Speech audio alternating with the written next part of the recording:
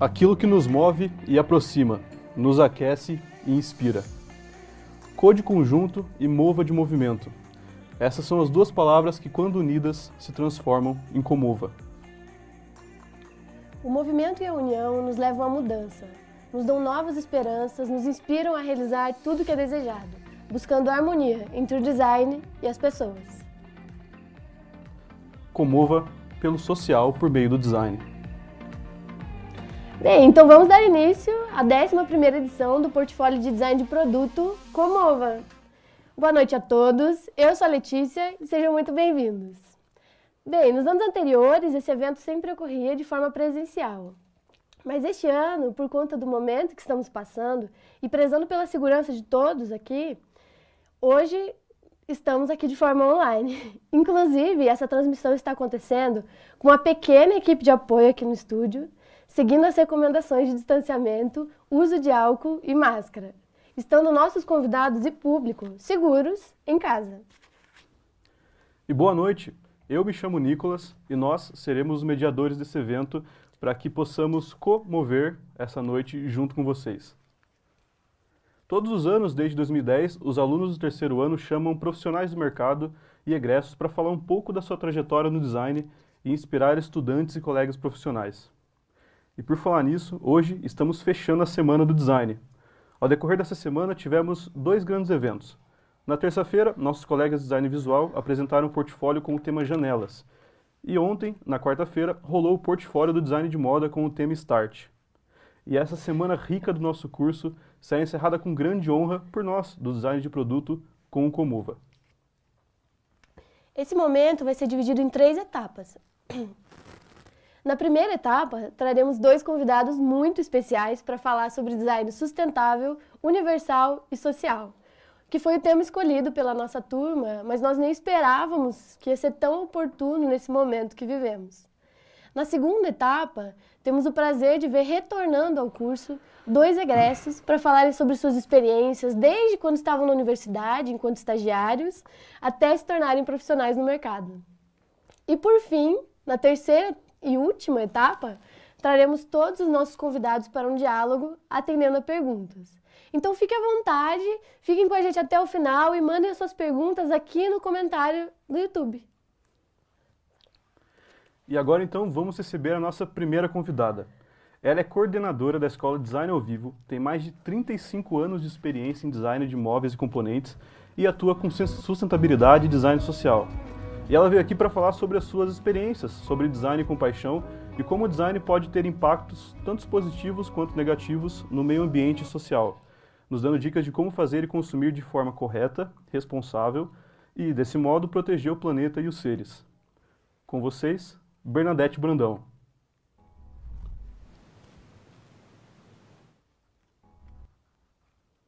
Olá a todos e todas.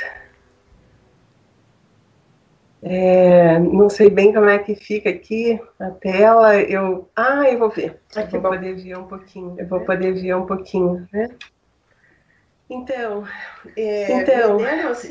me deram assim um pouco tempo para falar, o que não é uma coisa muito simples. E daí eu procurei fazer um trabalho que é de gerar um certo contraste. Num primeiro momento, eu vou mostrar coisas que me comovem e que são muito belas, assim. Acho que, muito provavelmente, outras pessoas também se comovem com essas imagens semelhantes. E no momento seguinte, eu vou fazer uma mudança. Vou trazer, assim, aspectos para que a gente possa contemplar e ver como que isso nos comove, a todos juntos. Ok? Então, eu estou fazendo esse convite, né, de como você pode, aonde o teu olhar estiver, você começar. Então, você pode, acho que, eu não sei se vocês passam, como que é? Ah, legal. Então, um pouco meio rápido aí, né? Essa é uma árvore de peroba. Essa árvore de peroba, ela tem provavelmente mais de 30 metros, ou seja, assim, tipo uns 10 andares. com um prédio de 10 andares, e ela é uma árvore típica da Mata Atlântica. E ela é uma árvore que ela tem assim uma conexão muito grande comigo desde criança, desde pequena. Ela tem uma copa incrível lá em cima e ela tem ela é longilínea, né? Ela é perfeita como árvore. Vocês vão passando para mim ou como que pode ser? Obrigada. Então eu trouxe mais árvores porque eu sou uma pessoa bem conectada com a madeira, com as árvores, com os materiais naturais. E então eu estou trazendo aqui para vocês conhecerem a Espira, né? Então aqui tem uma mata de araucárias. No máximo que eu possa, eu convivo com as araucárias e elas são extremamente inspiradoras. Elas têm, né, aquele cume, aquela parte de cima com os tufos que são agulhas, né? E ao mesmo tempo tem uma semente maravilhosa que é o pinhão. E ali do lado a gente vê uma araucária antiga de mais ou menos 500 anos, com 2 cavalos dentro, né? Pessoas dentro dela, porque ela é imensa.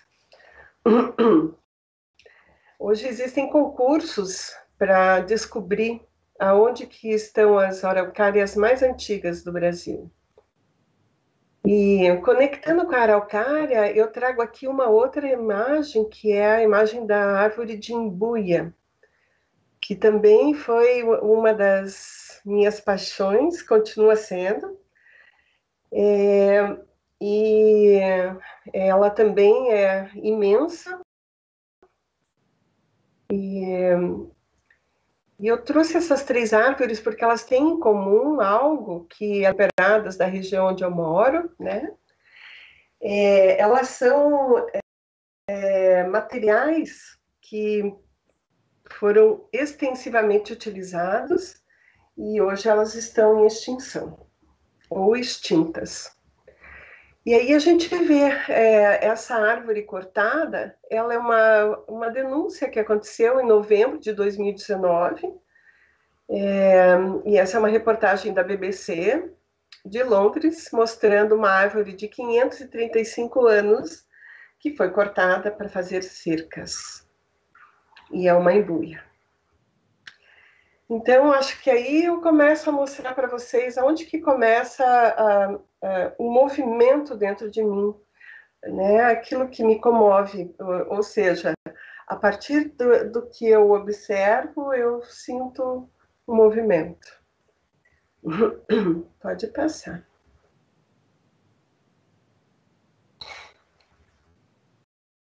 Aí eu trouxe mais algumas imagens, assim, só para relembrar a minha infância. Eu vasculho muito a minha maneira de estar em contato com a natureza desde a infância. E eu trago isso também porque isso é algo que é uma base da onde eu olho o mundo até hoje e como que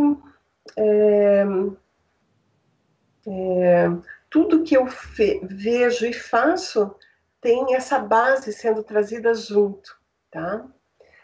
E então aqui que a gente tem imagens de pessoas, né, figuras, animais belos, dóceis, lindos, um olhar incrível. E eu tive experiências com ovelhas quando eu era criança também, porque meu pai tinha uma fazenda e eu pude conviver com elas e sentir o sentido de família que elas têm entre si. Um dos únicos grupos que expressam quando acontece a morte de um líder. Então, eu pude presenciar isso e todo o conjunto de ovelhas chorou quando a líder morreu. E isso para mim foi muito tocante, porque além da experiência assim física, né, sinestésica, eu tenho ainda até hoje na minha audição aquele som daquela tristeza e da percepção de coletivo e do como elas me ensinam, né? Além disso, elas também têm um aspecto utilitário, que é oferecer para nós a lã, e por centenas de anos elas ofereceram lã para aquecer as pessoas. Pode passar. E aqui só mais uma imagem comovente. As formigas e a sua organização. As formigas fizeram muito parte também da minha infância, no muito pequeno que nós tínhamos, que era um quintal, e ali era meu mundo inteiro, né? E toda a conexão, tanto com as árvores, e a gente tinha pinheiro dentro daquele pequeno ambiente, e então eu sei a textura da casca do pinheiro, eu sei o caminho das formigas, e elas são extremamente inspiradoras para a gente conhecer sobre organização, gestão, coletivo, ou força, né? A gente conhece as mandíbulas delas e como que elas conseguem carregar algo que é muito maior do que elas, né? E elas ajudam aí nesse sistema ecológico também nas decomposições. Então, elas têm uma função importantíssima dentro do nosso ecossistema. Pode passar. E aí é uma aula. Essa é uma aula de ecodesign. Dentro do programa de ecodesign, a gente tem uma aula de biomimética, e a gente sai a campo observar, coletar material, sobretudo coletar imagens, né, fotografar, porque a gente não vai agredir o meio ambiente, a gente vai entrar na observação e nessa percepção da interação entre eu e o meio ambiente, tá? E daí algumas chaves vão sendo passadas e a gente tem que observar aquilo. É uma aula muito gostosa, muito interessante, sabe? Ou seja, eu sou bem conectada com a natureza, né?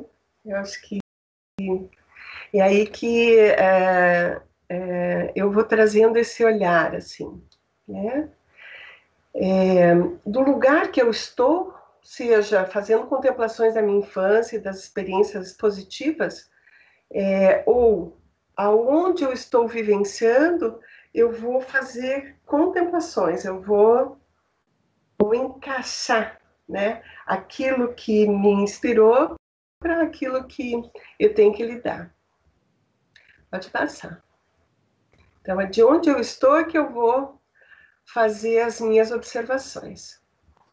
E aí eu vou trazer essa é uma imagem paranaense, ano de 63, 1963. Houve um grande incêndio no Paraná que perdurou por mais de 2 meses e atingiu 187 cidades, matou milhões de seres, também pessoas, tem registro de 110 pessoas que morreram nesse incêndio, milhões de casas, foram mais de 2 milhões de hectares sendo queimados. E por que essa imagem tem conexão comigo? Porque no caminho para essa fazenda, eu pude passar por várias cidades que foram atingidas. E as árvores em pé eram araucárias, perobas. E aí, por isso, eu trouxe aquelas árvores, para vocês poderem ver árvores de 500 anos, 200, ou seja, sendo queimadas, né? Algo que não é distinto do que nós passamos hoje. Pode passar a próxima. Então, me comove muito relembrar uma experiência que eu tive de infância, que foi realmente marcante para mim, ver árvores queimadas e ver e fazer perguntas, porque eu perguntava, bom, e os animais, onde eles ficaram? O que aconteceu com eles? E nós passamos pela mesma situação atualmente, né? Essa é uma imagem da Amazônia recente, e aí nós podemos chamar isso de Amazônia ou Mata Atlântica, que tem sido queimada também agora. E ali na esquerda em cima nós podemos ver um mapa que é bem recente, tudo isso que eu estou trazendo é recente. É um mapa mostrando o nível de monóxido de carbono, e que é altamente prejudicial para os seres humanos, para todos os seres, né? Porque causa uma predisposição respiratória. Ok, pode passar.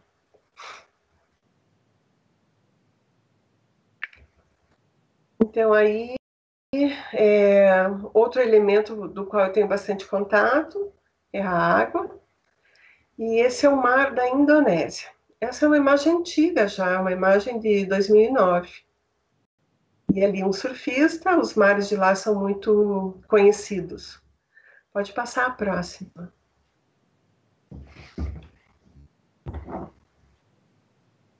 Então, durante esse mês de julho e agosto, justamente no período de pandemia, a gente viu várias iniciativas dos países, ilhas, da Tailândia, Indonésia, ou mesmo do continente, Vietnã, negando-se a receber o lixo dos países em desenvolvimento.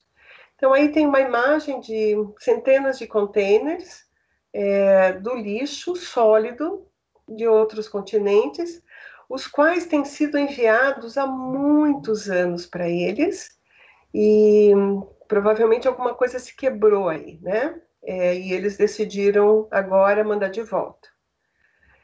E que cada país tem que lidar com isso. Além disso, a notícia BBC também, essa imagem é de uma instituição brasileira que cuida dos mares, é a IBD Mares, IBDMar, fazendo um comentário sobre o lixo que está no mar atualmente e sobre o fato de que a China quebrou seu contrato com os americanos e não tem mais processado o lixo americano por algum tempo. Eu não sei precisar quanto. Mas eles estavam processando 58% do lixo americano. E é um contrato que deixou de acontecer há mais de um ano já. Pode passar.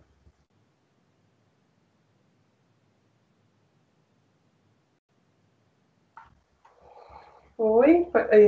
Obrigada. E aqui a gente tem a consequência, né? Eu trouxe essa imagem só como uma representação. É uma tribo da região do Xingu, mas eles estão representando nessa imagem não apenas as tribos, mas também os povos ribeirinhos, os quilombolas, e eu colocaria todas as minorias que nesse período têm sofrido, né? Mas é emblemática a imagem, mas ela é extremamente importante. Ontem eu recebi um vídeo da Organização dos Indígenas indo em 10 cidades europeias no próximo mês para denunciar o que está acontecendo com eles. Pode passar. Então, daí eu faço essa pergunta assim, para que serve o design, né? O que o design pode fazer e como que como que nós podemos assumir a partir de um certo momento em que nós assumimos a caneta, né, a pesquisa, o desenho, como que nós podemos fazer para impedir o prosseguimento disso? Então, isso vai movimentar, né, nós, na posição que nós estamos, isso vai acabar movimentando materiais, mineradoras, empresas de petróleo, plástico ou agronegócio, enfim, né? Não preciso dizer muito mais. Então, como que nós podemos assumir um papel de fazer uma mudança, evitar de dar continuidade a isso e, ao contrário, como que a gente poderia criar um círculo virtuoso de onde um está apoiando o outro. Então, de um lado a gente evita, do outro a gente faz ações positivas. E isso nós chamamos de design compassivo. Então, existe uma série de experiências que podem ser contadas. Eu deixei, acho que, para o Christian contar experiências para nós. Eu não trouxe as minhas próprias experiências, porque em 10 minutos eu não teria tempo. Tem mais um slide. Nesse slide eu trago uma frase da Joanna Macy, que é uma ativista maravilhosa, inspiradora, essa mesma, isso. A Joanna Macy tem um livro recente, chama Esperança Ativa, é esse livro aqui, e ela está trabalhando com como que nós podemos mudar essas dores e transformar isso em força, né? Então, como que a gente pode reconhecer onde que está a compaixão? Para isso, eu preciso saber uma base que me inspira, eu preciso saber o que me incomoda e o que me movimenta. Então, ela tem uma frase que eu não consigo ler, mas na frase dela ela diz: além das mudanças climáticas, além das dificuldades que a gente está tendo, o que é mais comovente é a gente perceber a normose, né? A falta de atitude. Isso é o pior que a gente está passando. Então, assim, eu me recolho e agora eu assisto vocês. Obrigada pelo espaço. Eu coloquei ali alguns cursos que eu tenho trabalhado, né? Que é o programa de ecodesign, o slow design, o ócio criativo, o ecodesign thinking, enfim. Isso daí fica disponível para vocês e vocês podem ver o Instagram e as coisas que eu tenho construído recentemente. Obrigada pelo espaço.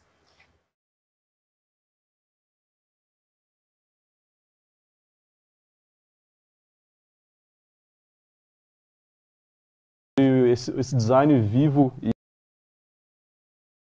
natural, né? E eu peço para que você fique aí, espere mais um pouquinho, que daqui a pouco a gente volta para conversar mais uma vez. Nosso próximo convidado é formado em desenho industrial na Argentina. Aliás, ele é argentino, é consultor em design, inovação e gestão de projetos para desenvolvimento de novos produtos e criou um escritório onde atua em projetos com responsabilidades socioambientais. E ele veio aqui para falar sobre suas experiências com design sustentável e mostrar como a nossa profissão pode trazer inovações por meio de projetos com responsabilidades sociais e ambientais. Com vocês, Christian Ullmann.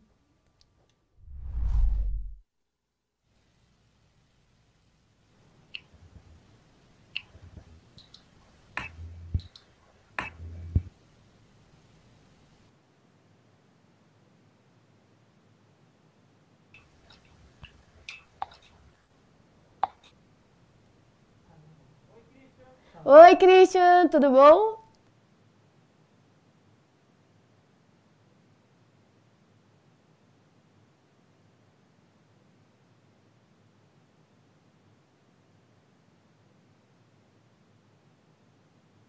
Não consegue te ouvir? Você pode ver se seu microfone está aberto?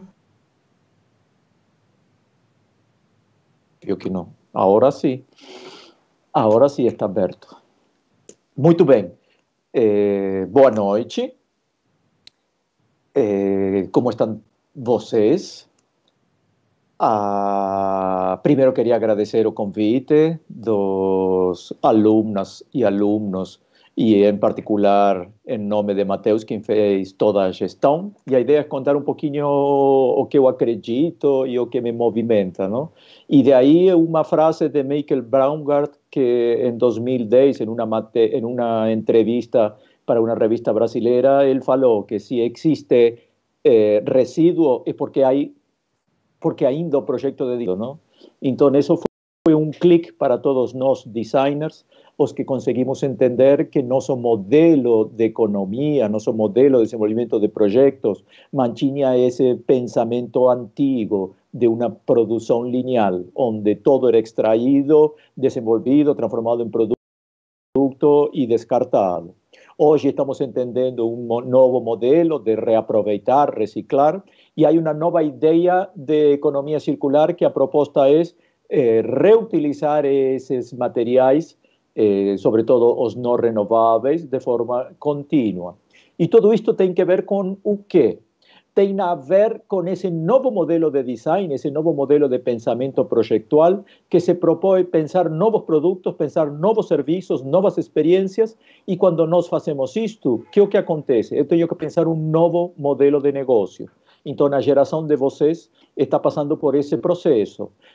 Novos estilos de vida, novos produtos, novas soluções, novos modelos de negócios. E esse modelo de negócio tem que ser desenvolvido junto com os produtos, experiências, serviços. E para isso nos ajuda um pouco essa nova guia de design circular, desenvolvida em parceria pela IDE, um escritório californiano, e a Fundação Ellen MacArthur, que foi quem criou a inteligência, o desenvolvimento da economia circular.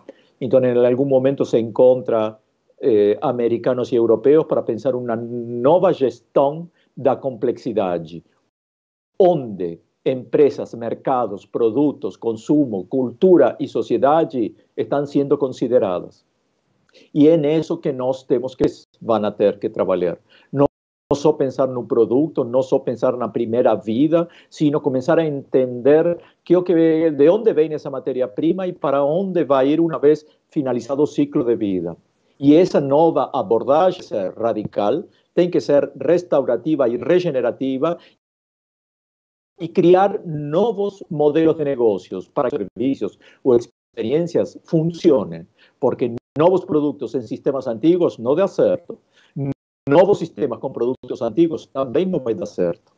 E tudo isto faz sentido porque dentro do modelo neoliberal tem todo esse dinheiro que pode ser utilizado para essas que são mais necessárias. Não são resposta, sim são momentos de transição. A economia circular é uma grande mudança e não é a definitiva. De fato, já há novos modelos, não? Como a da Kate Ward, que é a economia donuts, a economia de circunferências concêntricas, e ela está propondo já novos modelos. Então, não terminou de ser circular e já está saindo um novo modelo, não? Essa grande velocidade que nós estamos vivendo atrapalha bastante nossas possibilidades de pensar, entender e projetar. De aí essa necessidade, essa demanda. Se nós jogamos lixo fora e lixo é erro do projeto, obrigatoriamente temos que pensar novas formas de projeto. A grande descoberta da geração nossa. E é o grande desafio para vocês. Minha vida profissional começou em Buenos Aires, mas se desenvolveu aqui no Brasil. E igual que a Bernadette, a natureza foi o que mais me impactou, sobretudo a amazônica. Quando eu teve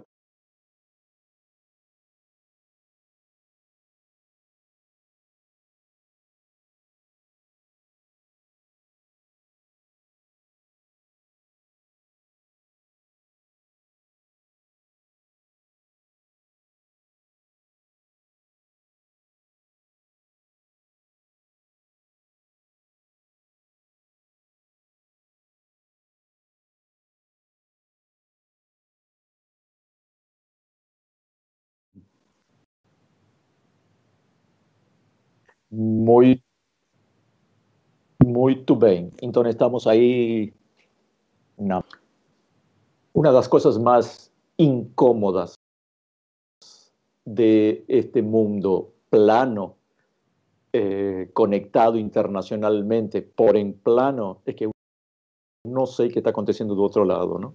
Então, eu não sei se estão vendo, mas eu estou vendo uma imagem que ainda ando pela Amazônia.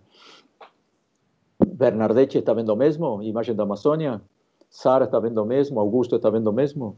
Não. Não estou vendo. Só vejo você. Então, Sara e eu estamos vendo o mesmo e vocês dois não estão vendo. E não tenho a menor ideia se estou falando para 100 pessoas que devem estar achando um absurdo o que eu falo. Não, eu estou vendo. Agora estou vendo. Mas está parada, não anda essa imagem. Parou o vídeo da nossa apresentação.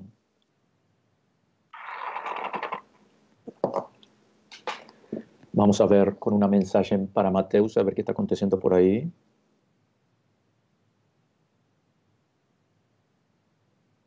Eles disseram que era tudo bem. A gente está tendo um probleminha técnico, mas já vai se resolver, só um segundinho. Tá bom, sem problema. Me desculpa. Sem problema. Só para não ficar falando.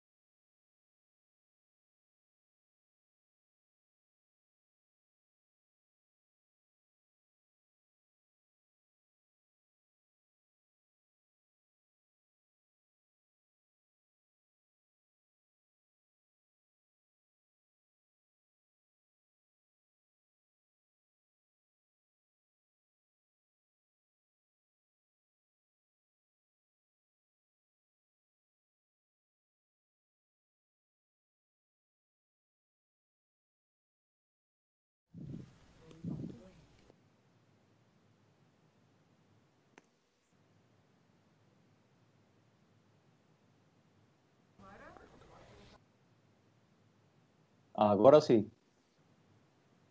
Então podemos voltar. Muito obrigado pela paciência. Seguimos em frente. Muito bem.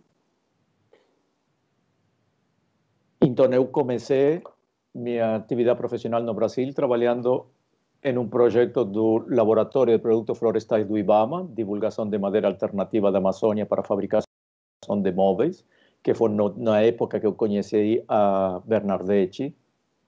Então, isso já tem 2 décadas, pelo menos. E com essa possibilidade de viajar para a Amazônia acompanhando o projeto, teve a oportunidade de conhecer diferentes realidades na Amazônia. Estilos de vida, pequenas comunidades, áreas de extracción de recursos, áreas de extracción ilegal. Y todo eso fue modelando y definiendo meu perfil profesional.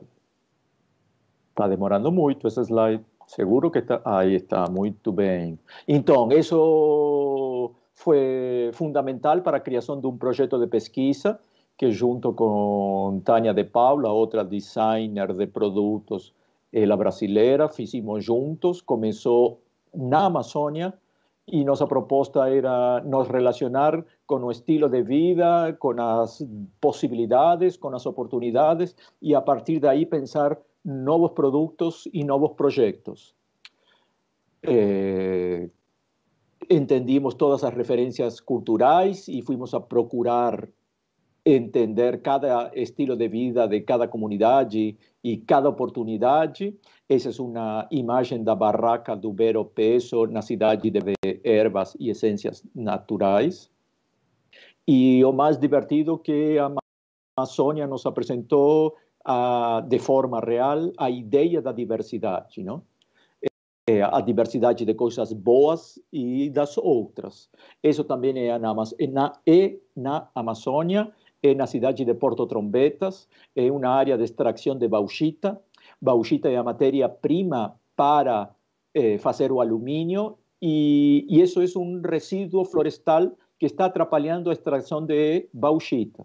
Então, isso é um IP de mais de 400 anos, várias toneladas de madeira, e eu entendi que a partir dessa matéria-prima poderiam ser desenvolvidos muitos produtos. O que é resíduo para um é matéria-prima para outros. E aí é onde entra nosso processo de pensamento projetual e todas as disciplinas, atividades, metodologias, processos que aprendemos na escola, conectados com a realidade, conectados com o mundo real, com o mundo contemporâneo e as oportunidades para poder fazer as coisas. E isso já está acontecendo. Por exemplo, essa cadeira que eu escolhi para mostrar para vocês é um produto que foi minimizado o resíduo.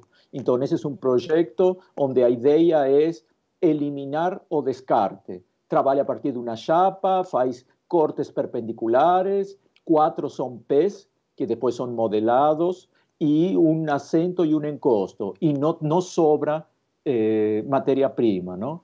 Então, isso no mundo já está acontecendo, e em particular o ano 2020 nos apresentou muitas situações novas que ninguém estava esperando, não de forma consciente. Tinha alguma pesquisa que isso poderia acontecer, mas nenhum de nós estava envolvido ou esperando essa situação, ou preparado para esta situação, não? Então, no mês de abril foi cancelada a Feira do Móvel de Milão, e na revista Interni, quem escreveu o texto do editorial na portada se apresentou com esse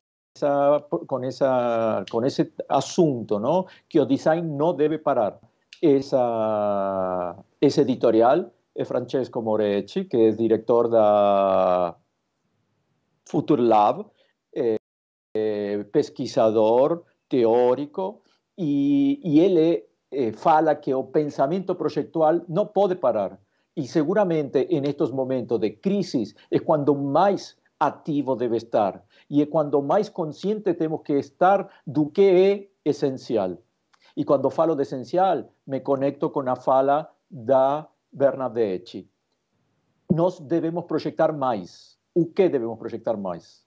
Devemos ter maior sustentabilidade, devemos ter maior responsabilidade.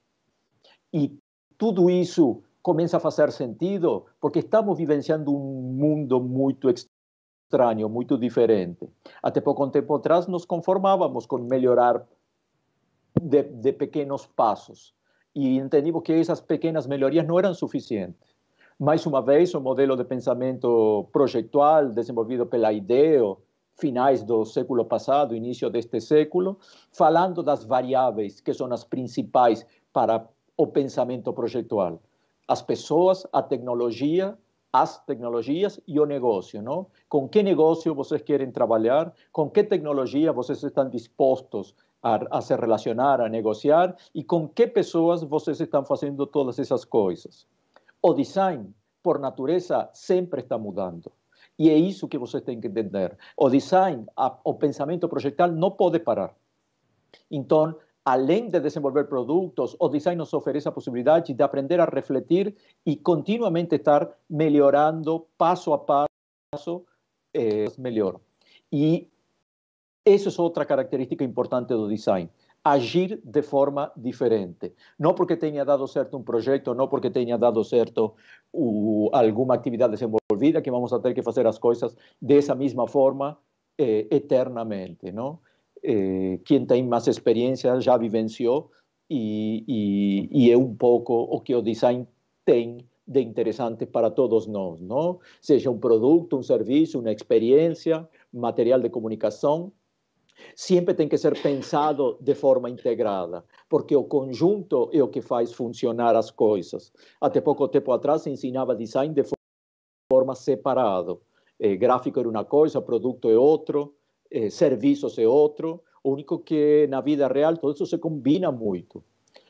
o que nós chamávamos de design, seguramente daqui para adelante vamos a ter que entender ele com uma abordagem mais estratégica, não? Então, nós temos que pensar essas referências culturais, esses universo do mercado, com todas as possibilidades juntas. Eu trouxe outra referência, Fourth Order of Design, de Richard Buchanan, que ele já entendia essa possibilidade de trabalhar dentro de diferentes esferas, dependendo do design que estamos falando, se é de signo, se é de objeto, se é de experiência, interação, ou se é de sistemas, não? Então, esses quatro instâncias diferentes, essas quatro esferas diferentes convivem muito. E até pouco tempo atrás nós tínhamos a capacidade de dividir, de separar. Se estamos falando de pensar de forma sistemática, obrigatoriamente temos que ter um design que contemple o todo. Esse olhar que até agora se conhecia como design estratégico, não? Então, muitas coisas mudam, evoluem, se atualizam, e o universo de design também. Seguimos gostando muito do modelo de Bauhaus, mas temos que acelerar, multiplicar e entender o que o século XXI tem para nos apresentar. E já estamos falando de design de futuros, ou design para futuros, não? Onde cada um de vocês tem que construir sua tabela de valores, seus critérios, seus indicadores e suas referências, para a partir de aí poder desenvolver uma nova proposta. E para finalizar, trouxe um projeto que nós desenvolvimos em 2010, junto com Tânia. A ideia era desenvolver um projeto para 2030.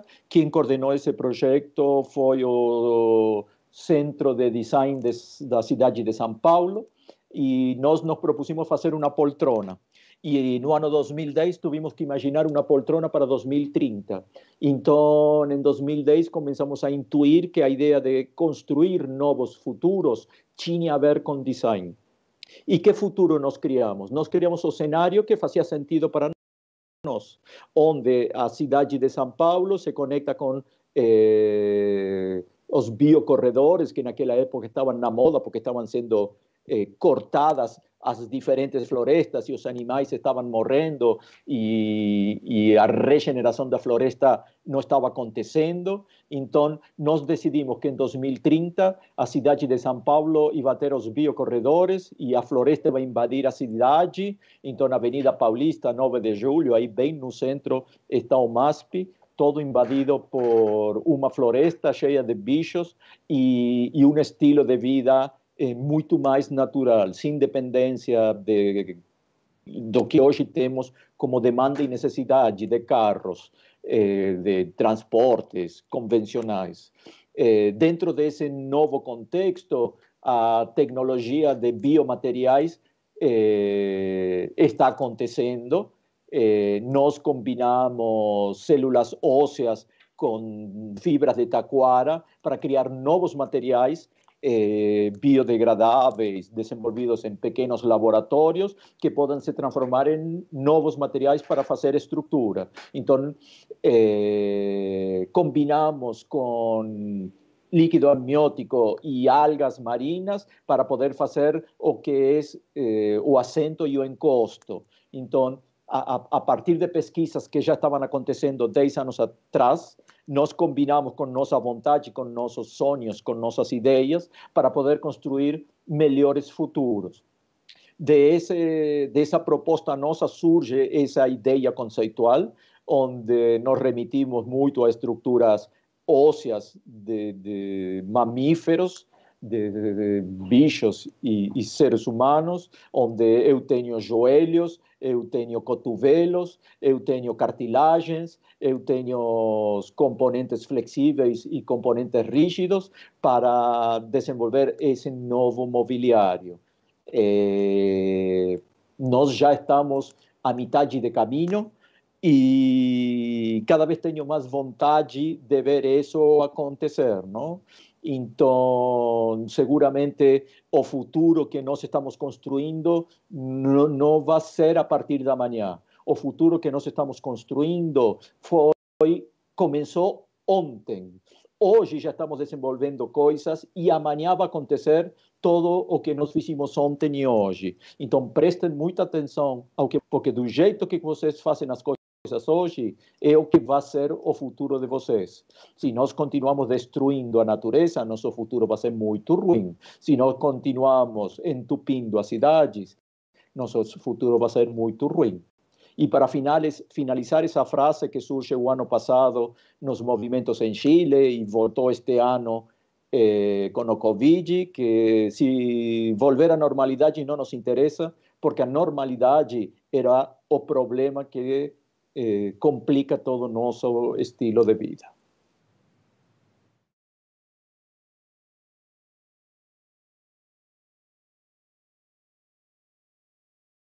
Obrigado, Cristian. É realmente inspirador te ouvir falar e é muito importante para nós conhecermos designers como você, apaixonados e atuantes com essa causa sustentável. Pode ficar aqui conosco, porque agora eu vou chamar a Bernadette para entrar, para que vocês possam iniciar um diálogo sobre as suas atuações.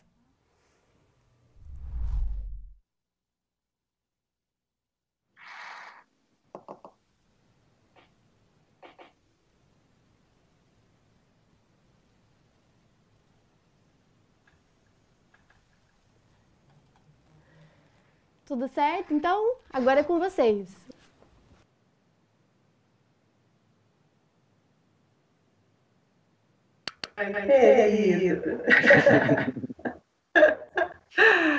Então, fiquei muito curiosa com essas células que foram misturadas com mais alguma coisa. Amei, amei.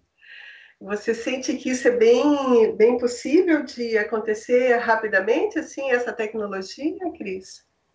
Claro que sim, tem 10 anos para acontecer. Já passaram 10 e já existem os biomateriais.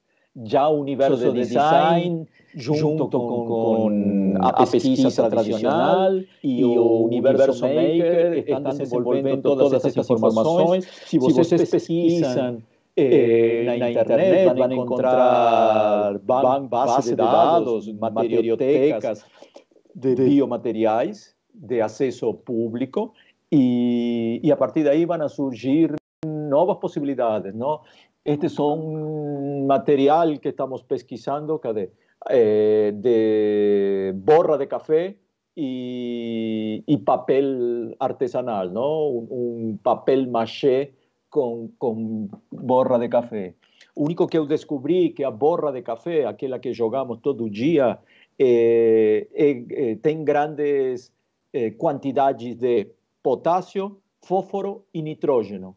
Sim. Exatamente as 3 componentes necessárias para cultivo. Então, sim, o que nós deveríamos fazer todo dia é juntar esse pó de café, essa borra, e jogar na natureza, porque é isso que vai ajudar para que essa se regenere, não? E nós, por falta de informação ou por descuido, descartamos isso no sistema convencional de recoleção de resíduos e perdemos tudo isso. Não? Sim. Aqui a gente tem incentivado a compostagem, né? Lembrando isso que você está falando, e para que as pessoas tenham independência e tenham, por exemplo, suas próprias minhocas, e com esse resíduo que a gente vê, né, a própria transformação dos resíduos orgânicos, que seja possível perceber esse ciclo mais completo de como que o alimento surge a partir de nutrientes que nós mesmos estamos produzindo, né? Então, conhecer essa questão assim do ciclo mais completo é algo super fundamental e que é justamente o que as pessoas estão parte nos distancia dessa natureza, dessa percepção do que a natureza proporciona, né? Então, acho interessante o que você está comentando em relação a... Isso mesmo, não? Curitiba tem esse histórico dessa preocupação com a natureza, não? Entre os recursos naturais disponíveis, o carinho e o cuidado do público com respeito à natureza, que é diferente a outras regiões do Brasil, tudo isso é um pouco mais consciente e mais ativo. Mas isso não se vê ainda no universo de design com essa força na história do design do Sul ou nos jovens, não? Seguramente os novos tempos para estes jovens designers vai passar muito próximo dessa inteligência, dessa lógica, e o que é muito bom, que tudo isso pode fazer grandes mudanças, não? Outro dia, quando estávamos falando na prévia do encontro, eu lembrei que um dos motivos por eu ter conhecido a cidade de Curitiba foi junto com o Ivens Fontoura, então Sim. um personagem bem característico e típico e interessante em todo sentido e sobretudo no universo de design, e foi ele quem me deu a possibilidade de chegar até a cidade de Curitiba, me envolver com design e aprender muitas coisas desde essa abordagem, não? Então, nossa participação e recordar ele que esteja junto com nós hoje também, não? O espírito exploratório, divertido, extrovertido, que o nosso design e, sobretudo, o futuro do design necessita para construir melhores coisas, não? Melhores experiências. Interessante que você está trazendo, porque o Ivens foi justamente uma das pessoas que me inspirou a fazer uma apresentação que não fosse propriamente aplicada, e sim que trouxesse um aspecto mais filosófico e que trouxesse capacidade de raciocínios, né, que entra numa questão um pouco mais existencial. Digamos um pouco mais meu jeito, mas eu tenho essa herança, né, porque o Ivens foi meu professor e foi meu filósofo, né?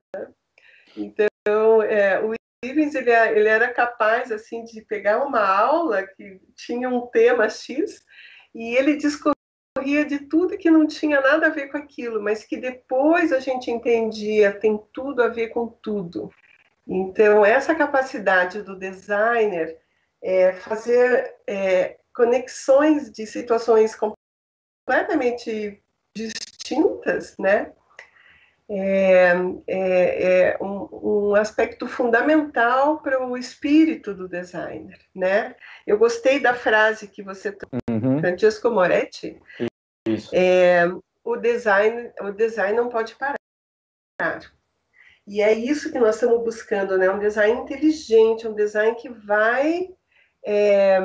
não vai produzir prejuízos e danos para centenas de milhares de seres.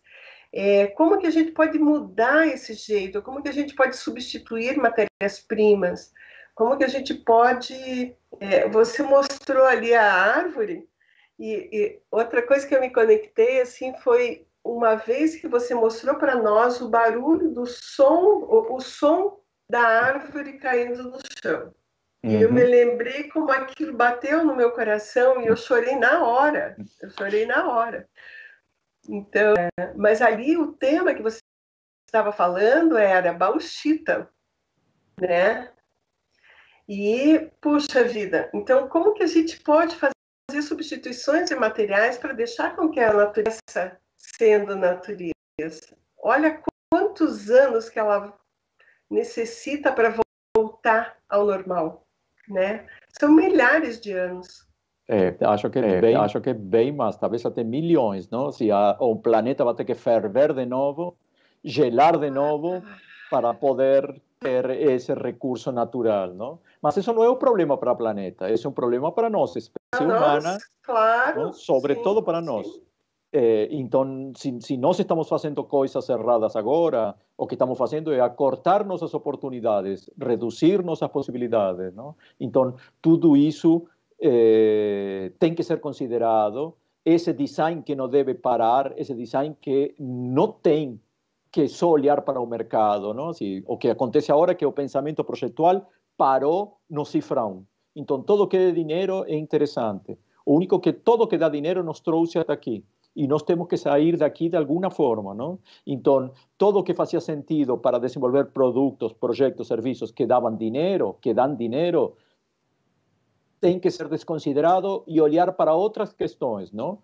Se era optimização de produção, se era matéria-prima mais barata, eu agora tenho que me ligar, me comover, me conectar com outras variáveis e a partir dessas variáveis descobrir que é o que consigo fazer.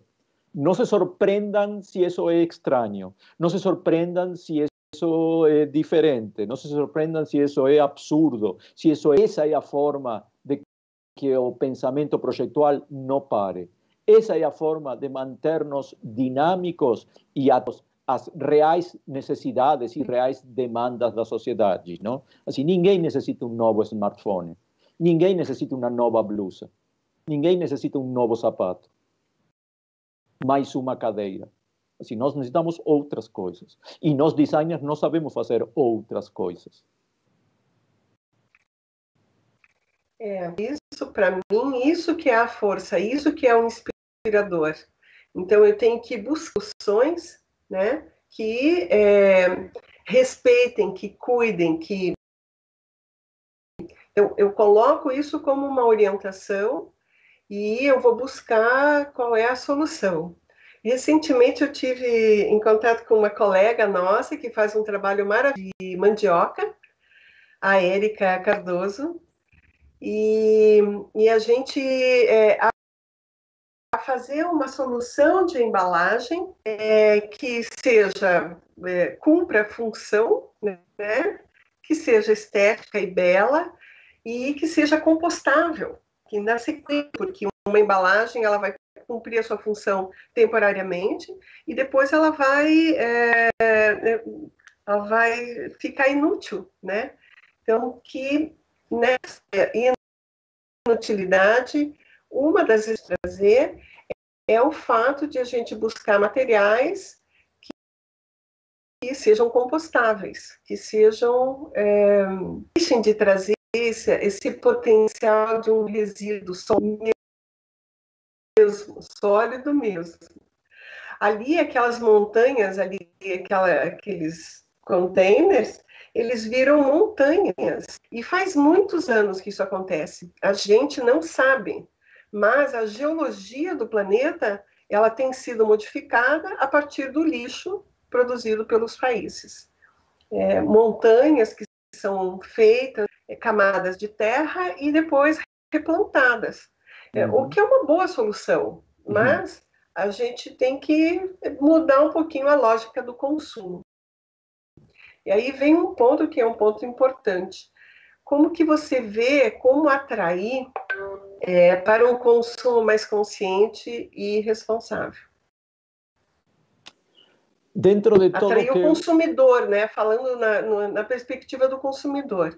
Os designers vão ter que pensar nisso. Né? Isso mesmo. Isso mesmo. Eu, como consumidor, como usuário, como cidadão, eu não sou dos mais consumidores. Eu sempre estou me policiando para consumir menos. E testando comigo mesmo se isso é possível. Não?